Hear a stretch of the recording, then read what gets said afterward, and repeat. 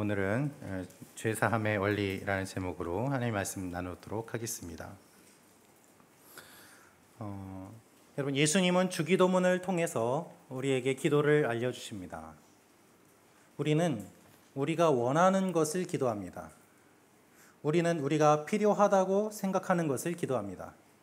그러나 주님은 주기도문을 통해서 우리가 원하는 것이 아니라 이렇게 기도해라 라고 우리에게 필요한 것들을 주님이 말씀해 주세요. 내가 필요하다고 생각하는 것과 주님께서 말씀하시는 우리에게 필요한 것은 차이가 있음을 알 수 있습니다. 여러분, 우리에게는 무엇이 필요합니까? 우리에게는 하나님이 필요합니다. 그래서 하나님의 이름을 위하여, 하나님의 영광을 위하여, 하나님의 나라를 위하여, 하나님의 뜻이 이루어질 것을 위하여 기도하라, 주님이 이렇게 말씀해 주셨습니다. 여러분, 우리에게는 무엇이 필요합니까? 우리에게는 먹을 것이 필요합니다. 그래서 주님은 먹을 것을 위해 기도하라 라고 기도를 알려주셨습니다. 먹을 것을 위한 기도 그 이후에 주님께서 말씀하신 것이 무엇인가 하면 바로 오늘 우리가 읽은 본문 중에 우리의 죄 용서에 관한 기도를 하라고 주님이 말씀하고 계십니다. 주님, 우리의 죄를 용서해 주십시오. 주님, 우리의 죄를 용서해 주십시오. 이렇게 기도하라는 것이죠. 그렇다면 여러분, 왜 이 기도가 필요할까요? 우리에게는 두 가지가 필요합니다. 우리의 생명을 유지하기 위해서 필요한 것 하나는 먹을 것입니다. 또 하나는 관계입니다. 여러분, 먹을 것이 없으면 우리는 죽습니다. 먹지 못하면 우리는 굶어 죽습니다. 그러나 또한 먹는 것만 있다고 살 수 있습니까? 그렇지 않습니다. 우리의 관계가 끊어졌다면, 관계가 망가졌다면 음식을 먹고 산다고 하더라도 살아있다고 이야기하기는 어려울 것입니다. 그렇게 살아있지만 죽는 것보다 힘들게 지내시는 분들이 또한 얼마나 많이 있습니까? 죄란 무엇일까요? 죄는 관계 가운데서 생겨납니다. 하나님과 우리와의 관계 가운데서 우리는 하나님 앞에 죄를 짓습니다. 사람과 사람의 관계 가운데서 우리는 갈등을 경험하고 죄를 짓게 됩니다. 그래서 죄는 관계 가운데 일어나는 것들이고, 주님은 이 죄 용서를 위해서 기도함으로 인하여 우리의 관계에 회복이 일어나야 됨을 말씀하고 계십니다. 여러분, 우리는 인간관계 안에서 용서할 수 없는 사람이 생겨요. 그런 사람을 만나게 됩니다. 또한 용서하지 못하는 일을 경험하기도 합니다. 오랜 시간이 지났지만 여전히 마음에 남아서 나를 괴롭히고 있는 그러한 사람과 그러한 일들이 우리의 인생 가운데 있다는 것이죠. 그래서 우리에게 가장 필요한 첫 번째 기도가 먹을 것을 위한 기도라고 한다면, 우리에게 필요한 두 번째 기도는 죄 용서를 위한 기도, 관계의 회복을 위한 기도임을 주님은 말씀하고 계십니다. 먹고 살아났다면 이제는 하나님의 자녀답게 살아야 되는 일들이 우리에게 필요한 것이죠. 하나님의 자녀답게 사는 것, 그것이 바로 용서하는 삶임을 주님은 우리에게 알려주고 계십니다. 그래서 죄 용서에 대한 기도를 우리에게 알려주세요. 오늘 마태복음 6장 12절 말씀 다시 한번 읽도록 하겠습니다. 시작.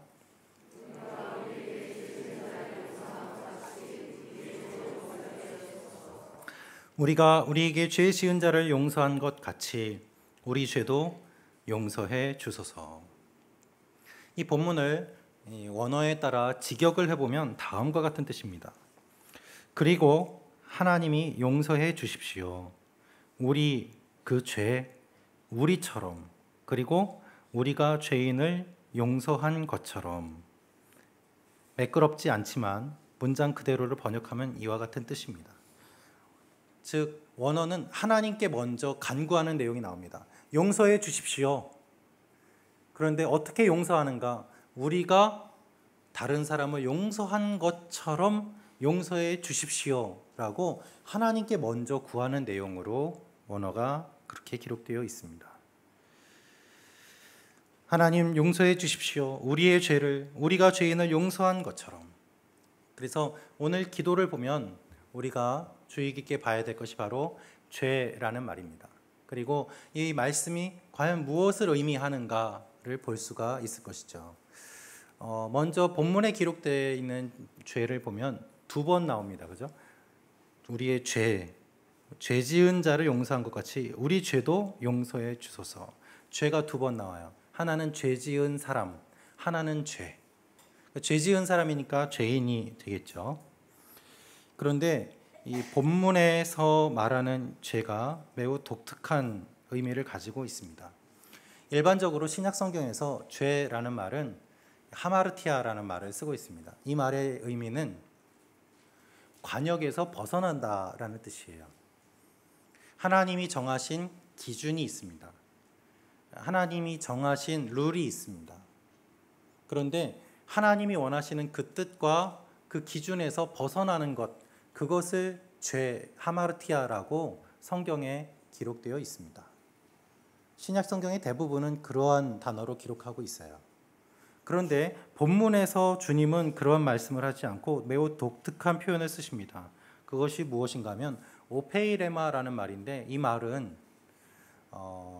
돈을 빌린다라는 의미가 있어요. 빚진다, 돈을 빌린다라는 의미입니다. 성경에서 딱 2번 나오는 말입니다. 오늘 읽은 마태복음 6장 12절과 로마서 4장 4절에 2번만 나오는 독특한 단어예요. 그런데 로마서 4장 4절에서 바울은 이 내용을 급료, 즉 월급으로 설명하고 있습니다. 종이 열심히 일을 했습니다. 그러면 주인이 월급을 줍니다. 종이 열심히 일한 것을 주인이 받았기 때문에 주인이 월급을 주지 않으면 주인이 빚을 지고 있는 거예요. 그래서 월급을 주는 것으로, 그러한 의미로 바울이 사용을 하고 있어요.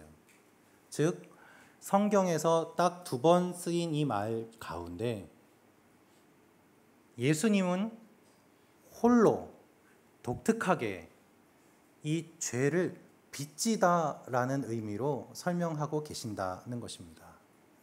다른 성경의 다른 부분에서 말하고 있는 죄와는 달리 본문은 예수님께서는 죄 지은 것을 빌린 것, 돈을 빌린 것으로 표현하고 있다는 것이죠. 빚진 것, 빌린 것으로 이야기를 하고 있습니다. 그래서 이 설명에 따라 해석하면 우리에게 빚진 사람의 빚을 우리가 없애주었습니다. 하나님, 우리 빚도 없애주십시오 라는 의미 있는 것입니다. 여러분, 예수님은 의도적으로 이 단어를 사용하셨습니다. 지난주에도 말씀드렸습니다마는 예수님의 말씀을 듣고 있는 갈릴리 지역 사람들은 매우 가난했습니다. 가난했기 때문에 빚도 많이 졌습니다. 빚을 질 수밖에 없었습니다. 그 빚을 갚을 수 없게 되면 노예가 되었고, 한 번 노예가 되면 벗어나질 못했습니다. 왜냐하면 그들이 받는 월급으로는 원금을 갚지 못하고 이자만 갚을 수밖에 없었고, 계속해서 원금과 이자는 늘어났기 때문입니다. 그래서 한 번 노예가 되면 평생 노예로 살 수밖에 없었고, 그만 노예가 되는 것이 아니라 그의 자녀들도 노예가 되는 이 일들이 반복되었던 것이 예수님 당시의 삶의 모습이었습니다. 또한 유대인들은 이 돈을 빌리는 것에 매우 민감했기 때문에 돈을 빌리는 것과 죄가 같은 것임을 이미 문화적으로 공감하고 있던 시기였습니다. 그래서 유대인들을 대상으로 기록된 이 마태복음에 주님이 독특하게 죄를 돈을 빌린다라는 의미로 표현하며 설명하시고 기도를 알려주신 이유가 있는 것이죠. 유대인들은 이 빚이 얼마나 무서운지를 잘 알고 있었습니다. 그리고 유대인들은 셈에 밝았기 때문에 죄 짓는 것과 빚 지는 것이 유사하다는 것을 잘 알고 있었습니다. 빚에서 벗어나지 못하는 것이죠. 혹시 여러분 가운데 빚져서 고생하신 분 계십니까? 지금도 고통받고 있는 분 계십니까? 손 들어주셔서 감사합니다. 어려운 이야기에 반응해 주셨습니다. 여러분, 빚은요, 사람의 영혼을 파괴합니다. 차라리 몇 대 맞고 말지 하는 생각이 들 정도로 빚은 매우 고통스럽습니다. 잠을 잘 수가 없어요. 아무리 열심히 노력해서 빚을 갚아도 잘 없어지지가 않아요. 그게 반복되다 보니 미래가 보이지 않습니다. 소망이 보이지 않습니다. 깊은 절망 가운데 빠져서 자신의 힘으로는 헤어나오지 못하는 상황이 되게 됩니다. 그래서 매우 슬픈 일이지만 극단적인 선택을 하시는 분들도 있는 것이 우리가 살고 있는 삶의 모습 아니겠습니까? 그만큼 힘들고 어렵고 괴로운 것이죠. 빚은 본인 인생뿐만 아니라 주위 사람들, 가족들에게 깊은 상처를 남깁니다. 매우 긴 시간 동안. 그리고 그 상처는 잘 없어지지 않습니다. 이것이 빚지는 것의 무서움이에요. 여러분, 우리가 죄를 지으면 어떻게 될까요? 우리가 죄를 지으면 죄의 노예가 됩니다. 죄를 지으면 죄값을 치러야 돼요. 성경에서 말하는 죄의 값은 무엇인가 하면 죄의 삭은 사망입니다. 죽을 수밖에 없습니다. 그런데 내가 죽지를 못하고 살아 있어요. 갚지를 못하는 거예요. 내가 죽어도 그것은 죄의 값을 치를 뿐이지 영원한 생명과 구원을 얻지 못하는 것입니다. 우리의 죽음은 우리의 죄의 대가일 뿐입니다. 그래서 죄를 지었기 때문에 이 문제를 해결하지 못하고 계속해서 악순환이 반복됩니다. 죄 지은 사람은요, 감옥에 가지 않아도 불안해요. 언제 들킬까? 경찰이 잡지 않을까? 나를 알아보지 않을까? 조마조마합니다. 잠을 잘 수 없습니다. 두렵습니다. 주님은 이것을 말씀하고 계세요. 그래서 우리는 하나님께 죄를 짓고 또한 서로에게 죄를 지어요. 이 죄 문제를 해결하지 못해요. 죄 짓는 사람의 특징, 또 빚지는 사람의 특징, 공통점이 있는데요. 무엇인지 아십니까? 빚지는 분들을 보면은 한 곳에서 빚지지 않습니다. 여러 곳에서 돈을 빌려요. 그래서 나중에는 내가 어디에서 얼만큼의 돈을 빌렸는지도 잘 모르게 돼요. 걷잡을 수 없이 그 양이 많아지게 되고 갚을 수 없게 됩니다. 여러분, 우리가 죄 지을 때 한 사람에게만 죄 짓지 않습니다. 우리는 여러 사람에게 죄를 짓습니다. 내가 죄를 지었다는 것은 하나님 앞에 죄를 지은 것이고, 또한 어떤 한 사람을 괴롭게 하는 것이고, 나 자신을 괴롭게 하는 것입니다. 여러 관계가 복합적으로 얽혀 있어서 혼자서 죄를 짓는다, 그 문제가 개인의 문제다라고 절대 말할 수 없게 됩니다. 빚지는 것과 죄 지는 것이 비슷한 부분이 너무나도 많습니다. 하나님과의 갈등, 사람들과의 갈등이 너무 많아요. 여러분, 관계에 문제가 있으신 분들 보면은 어떤 한 사람하고만 문제가 있지 않습니다. 다들 그분을 보면 힘들어하세요. 근데 본인은 괜찮대요. 자기만 몰라요. 어떤 한 사람하고만 어려운 것이 아니라 다 어렵다면 스스로를 돌아봐야 되지 않겠습니까? 우리가 죄 짓는 모습이 바로 그와 같습니다. 나만 몰라요. 다 힘들어해요. 그것이 죄인으로서 살아가는 우리의 모습이에요. 여러 곳에서 빚을 지는 것처럼 우리는 이 문제를 해결하지 못하고 계속해서 문제를 쌓아갑니다. 그래서 내가 나 자신을 비난해요. 내가 나를 용서하지 못해요. 내가 다른 사람을 용서하지 못해요. 내가 죄를 지었어도 그 사람을 찾아가서 미안하다고 얘기하지 않습니다. 미안하다고 한마디만 하면 해결된 문제인데 그 말을 절대 하지 않습니다. 그래서 문제가 더 심해지고 복잡해지는 일들이 얼마나 많이 있습니까? 해결이 안 되는 거예요. 그 결과 하나님과의 갈등도 해결되지 않습니다. 여러분, 어떻게 해야지 이 문제를 해결할 수 있습니까? 어떻게 해야 이 빚을 해결할 수 있습니까? 주님은 이 내용을 우리에게 말씀하고 계세요. 어떻게 해야 되는가? 죄 용서를 해야 된다. 그런데 사람들 사이의 죄 문제를 해결하고 하나님 사이의 문제를 해결할 때 과정이 있다. 과정을 알려주세요. 이 과정이 매우 충격적입니다. 본문 다시 읽겠습니다. 마태복음 6장 12절 말씀입니다. 시작.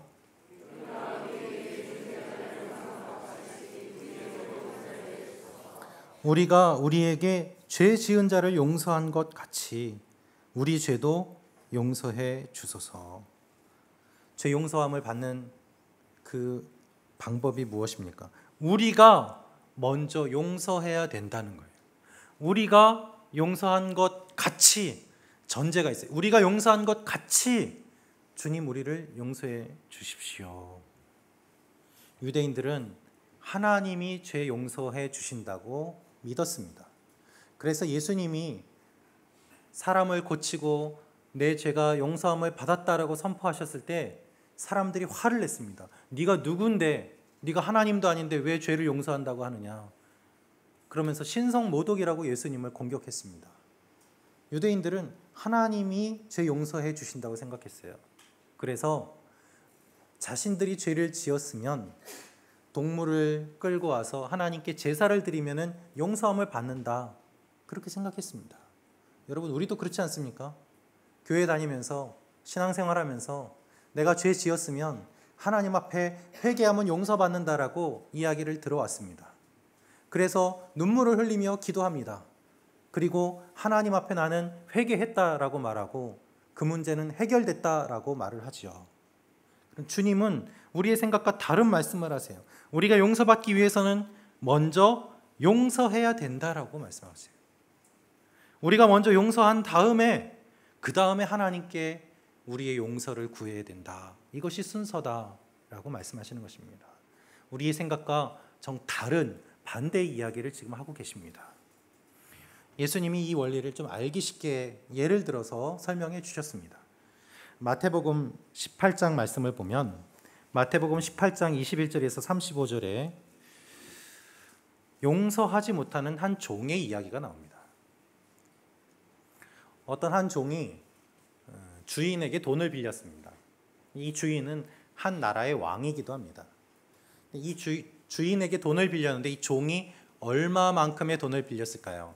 1만 달란트의 빚을 졌어요. 1만 달란트. 우리나라 원으로 하면 6조 원입니다. 6조 원.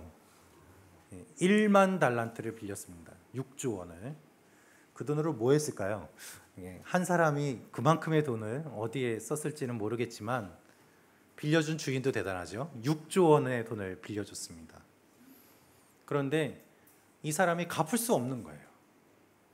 그래서 그 주인에게 찾아가서 용서를 구합니다. 난 못 갚겠습니다. 그때에 이 왕이, 주인이 이 사람을 보고 불쌍한 마음이 들어서 그 빚 안 갚아도 된다. 그러면서 빚을 면제를 해줍니다. 6조 원을 안 갚아도 돼요. 할렐루야. 예. 이 사람이 그 이야기를 듣고 자신의 집으로 돌아가는 중에 길에서 한 사람을 만나요. 누굴 만나는가? 자기가 돈을 빌려줬던 사람을 만납니다. 근데 이 사람이 얼마를 빌려줬는가 하면은 성경을 보면 100데나리온 빚을 졌다라고 되어 있습니다. 우리나라 원으로 하면 1200만 원입니다. 그 돈도 큰 돈이죠. 그런데 이 사람이 뭐라고 얘기하는가 하면 돈 갚아라. 근데 상대방이 내가 지금 돈이 없으니까 못 갚겠습니다. 좀 봐주십시오 할 때 안 된다. 너는 돈 갚을 때까지 감옥에 들어가야 된다 해서 감옥에 집어넣습니다. 그 이야기를 왕이 듣고 자기가 용서했던 그 사람을 불러요. 그래서 내가 이야기를 들었는데 내가 너를 불쌍히 생각해서 용서해 줬는데 너는 네가 돈 빌려준 사람을 불쌍히 여기지 않는구나. 그러면서 너도 돈 갚을 때까지 감옥에 가라 해서 감옥에 집어넣습니다. 그것이 주님이 예를 들어주신 내용이에요. 그 종은 다른 사람을 용서하지 않았습니다. 그러니까 주인도 그를 용서하지 않았어요. 처음에는 용서했지만 그가 다른 사람을 용서하지 않는 것을 보고 주인은 그에게 주었던 용서를 다시 빼앗습니다. 이것이 하나님의 용서의 원리라고 말씀하고 계세요. 여러분, 예수님의 말씀은 분명합니다. 너희가 이미 구원받았다. 하나님이 너희를 이미 용서하셨다. 그런데 그것을 받아들이기 위해서는 너희가 먼저 서로를 용서해야 된다는 것입니다. 용서받은 사람으로 서로를 불쌍히 여기고 용서할 때에 하나님의 용서가 계속해서 흘러가게 된다는 말씀을 하고 계세요. 하나님의 용서와 구원이 막혀 있습니다. 여기까지 왔는데 막혀 있어요. 이걸 어떻게 해야 됩니까? 막혀 있는 것을 치워야지 흘러갑니다. 여러분, 비가 올 때를 생각해 보십시오. 비가 내리고 있습니다. 그런데 하수구에 쓰레기들이 막 쌓여 있어서 물이 안 내려가요. 어떻게 해야 될까요? 쓰레기 치우면 바로 내려가는 것처럼 하나님의 은혜가 여기까지 왔는데 막혀 있어요. 왜 막혀 있을까요? 내가 용서하지 않기 때문이에요. 분노와 미움과 원망이 이것을 막고 있습니다. 그래서 흘러가질 않아요. 우리에게까지 이르지를 못해요. 본문을 자세히 보면은 본문의 의미는 이와 같은 것입니다. 우리가 누군가를 용서했을 때 바로 그 순간, 우리가 용서한 바로 그 순간 하나님의 용서가 우리에게 임한다는 의미예요. 하나님은 용서하려고 기다리고 계시고 그리고 그것을 부어주고 계시는데 막고 있던 이것을 치우는 그 순간, 다른 사람을 용서해서 이것을 치우는 그 순간에 하나님의 용서가 우리에게도 임하는 것임을 주님은 말씀하고 계십니다. 우리는 오해합니다. 내가 하나님 앞에 회개했습니다.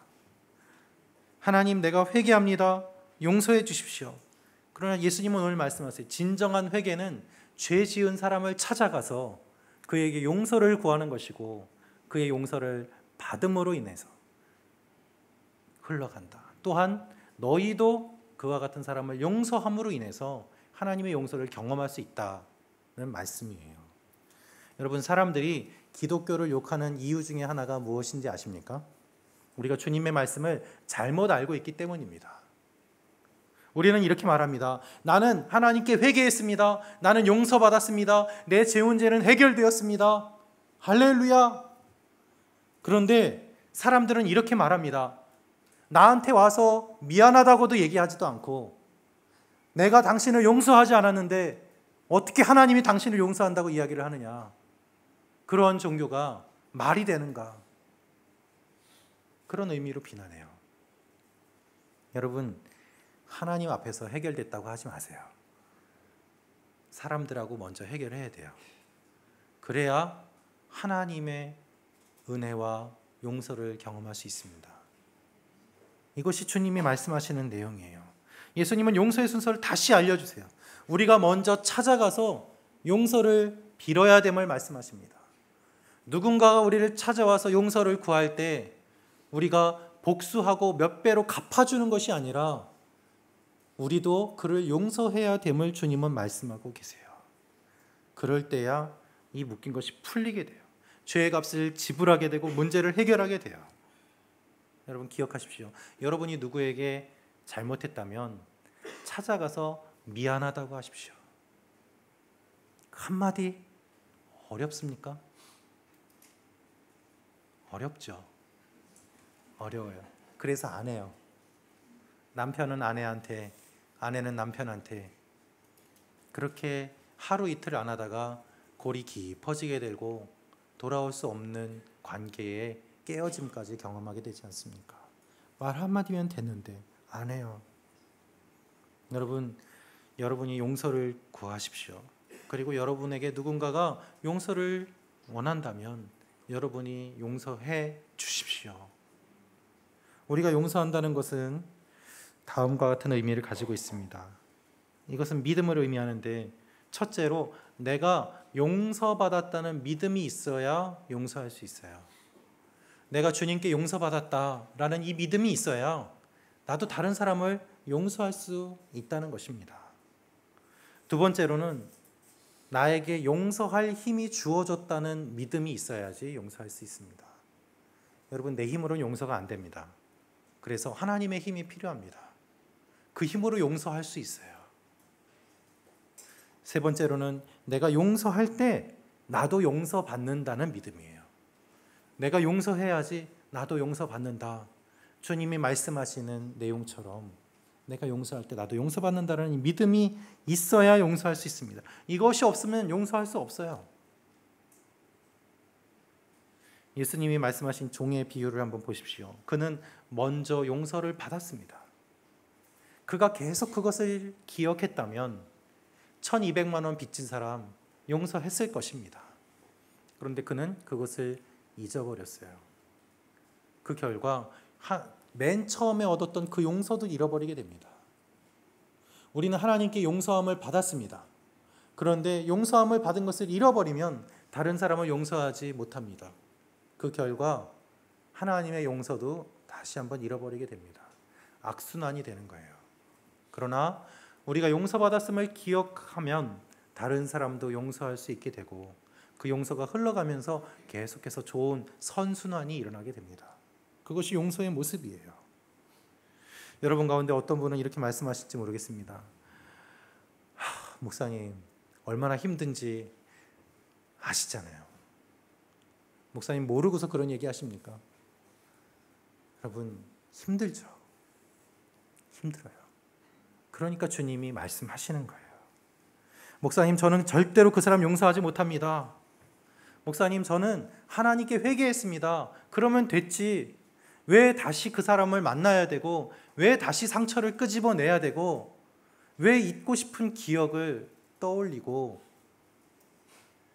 용서하고 또한 용서를 구하라고 하십니까? 여러분, 눈에 안 보이는 하나님과 해결하는 게 더 편하죠. 그런데 주님은 눈에 보이는 사람과 먼저 해결하라고 하십니다. 그것이 용서의 원리이기 때문입니다. 이것을 예수님이 누구보다 잘 아세요. 그래서 주님이 말씀하시는 거예요. 기도하라. 기도하지 않으면 안 되기 때문에, 기도하지 않으면 용서할 수 없기 때문에 우리의 본성은 용서가 아니에요. 우리의 본성은 복수예요. 몇 배나 내가 갚아주겠다. 이것이 우리에게 있는 본성이에요. 그래서 기도하지 않으면 용서할 수 없음을 주님이 잘 아세요. 기도할 때에 내가 복수하지 않고 용서할 수 있음을 주님이 아십니다. 여러분, 그래서 기도해야 됩니다. 예수님이 십자가에 달려 돌아가실 때에 주님은 마지막까지 기도하셨습니다. 주님, 저들의 죄를 용서해 주십시오. 저들은 자기들이 하는 것을 알지 못합니다. 예수님이 이렇게 기도하실 수 있었던 이유는 무엇입니까? 십자가를 지시기 전에 땀이 피가 되도록 밤새 기도하셨기 때문이에요. 우리에게 용서하라고 알려주신 주님이 먼저 기도의 본을 보이시고 그리고 끝까지 용서하심으로 말미암아 우리가 어떻게 살아야 됨을 다 알려주신 것입니다. 예수님은 주기도문을 알려주신 다음에 다시 반복하십니다. 주기도문이 6장 13절에 끝나요. 그런데 끝나자마자 주님이 다시 말씀을 첨부하고 반복해서 이 이야기를 하고 계십니다. 6장 14절부터 15절 말씀 같이 읽겠습니다. 시작.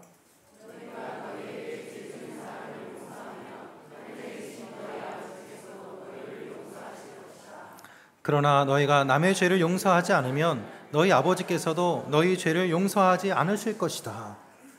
주기도문에서 많은 말씀을 하셨는데 특별히 용서하지 못하는 우리의 모습을 아시고 주기도문 가르침이 끝나자마자 다시 한번 용서에 대한 이야기를 하시며 너희가 먼저 용서해야 된다라고 반복하시고 알려주고 계세요.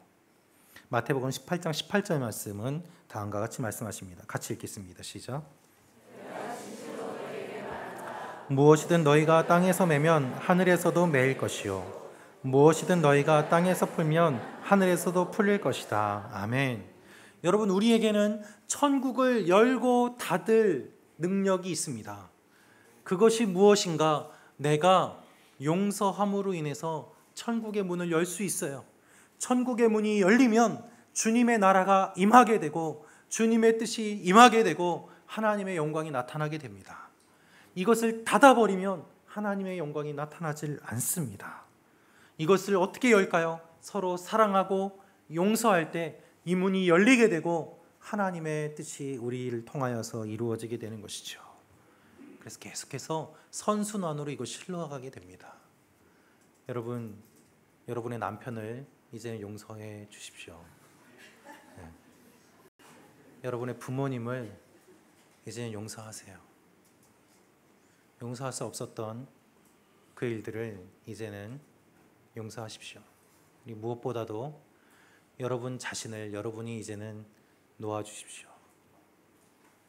길게 힘들게 고통받았으면 이제는 충분하지 않습니까? 우리가 더 나아지려고 할 때마다 우리를 붙잡고 그 상처가 드러나게 되고 다시 원래의 모습으로 돌아가는 이유는 우리가 그 문제를 해결하지 못했기 때문입니다. 용서하지 못하니 과거의 사건에 매여 있고 하나님의 새로운 일을 경험하지 못해요. 교회는 다니지만 우리의 마음이 딱딱한 이유는 사람들과의 관계가 아직 풀리지 않았기 때문입니다. 그래서 항상 날카롭고 누군가에게 공격적이고 내가 나 스스로를 받아들이지 못하는 일들이 일어나기 때문에 하나님의 은혜가 쏟아져 흘러와도 금방 사라지게 되는 것들을 경험하게 됩니다. 여러분 오해하지 마십시오. 우리가 용서하지 않으면 하나님이 용서하시지 않는다, 우리에게 결정권이 있다, 그런 의미가 아니에요. 주님의 말씀은 우리가 하나님의 사람으로 살아가기 위한 삶의 모습을 알려주시는 것입니다. 용서함으로 인해서 이것이 계속해서 흘러가도록 우리가 먼저 용서받은 존재임을 알고 다른 사람을 용서할 때에 그때에 하나님을 더 깊이 경험할 수 있게 됨을 주님은 말씀하고 계시는 것입니다.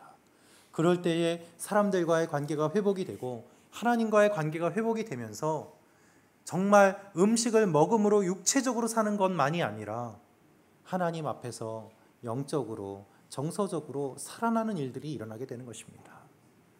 홀로 외롭게 생존하는 것이 아니라 함께 세워져 가는 그런 일들을 경험하라고 주님이 이 말씀을 하고 계시는 것입니다.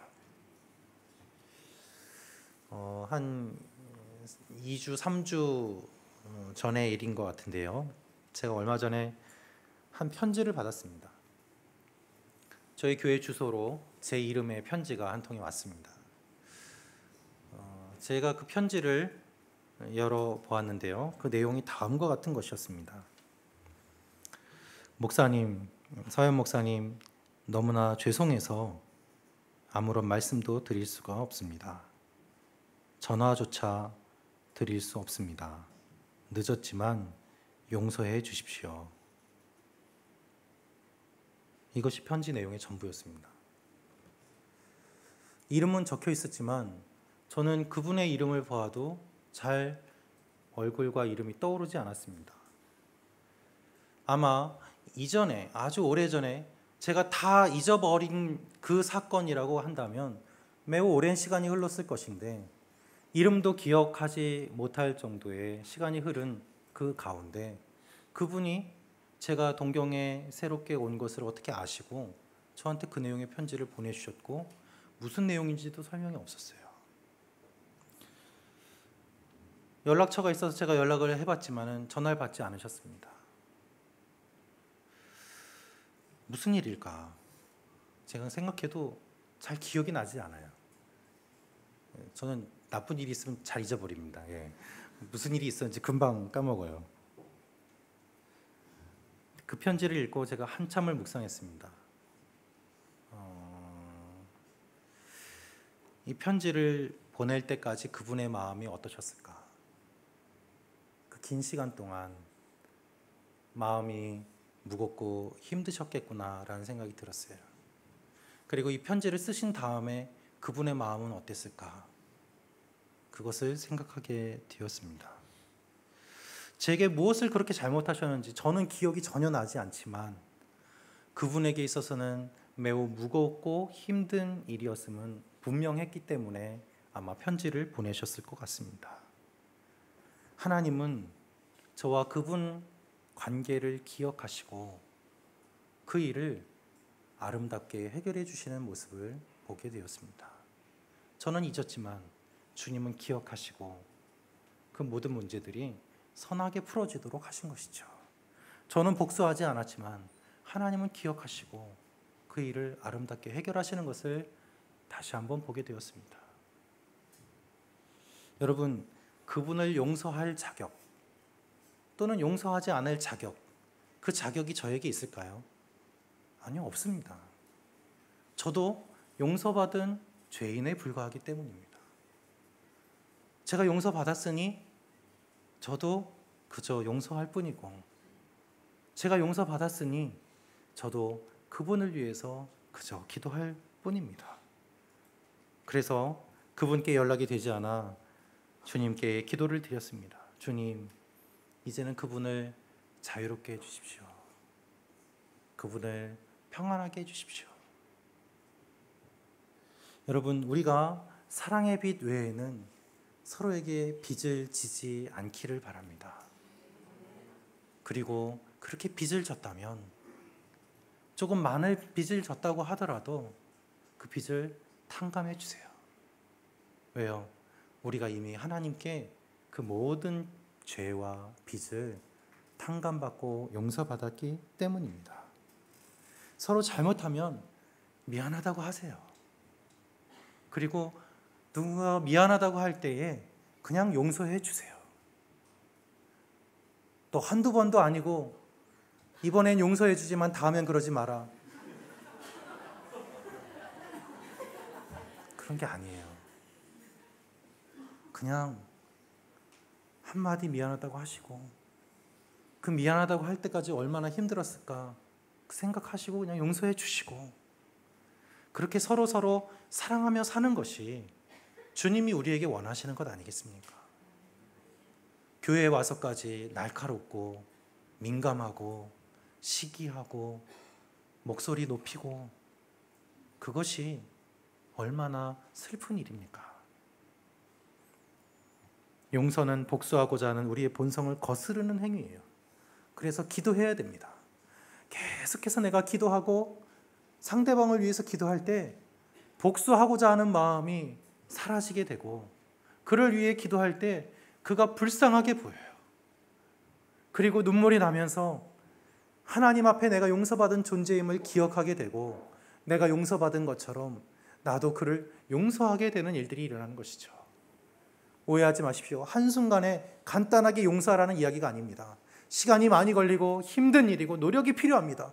그러나 그렇기 때문에 주님은 몇 번이나 말씀하시고, 그렇기 때문에 주님은 기도하라고 하시고, 그렇게 하나님 앞에 기도하며 우리의 마음을 돌아볼 때에 하나님은 우리가 서로 용서하는 그 일들을 통해서 하나님의 놀라운 용서의 역사를 우리에게 흘려보내 주시는 것입니다. 여러분, 용서해야 될 사람들을 용서하세요. 이제는 잊으시고 과거를 끊으시고 새롭게 하나님이 주시는 일들을 바라보며 나아가는 귀한 일들이 일어나시기를 주님의 이름으로 축원합니다.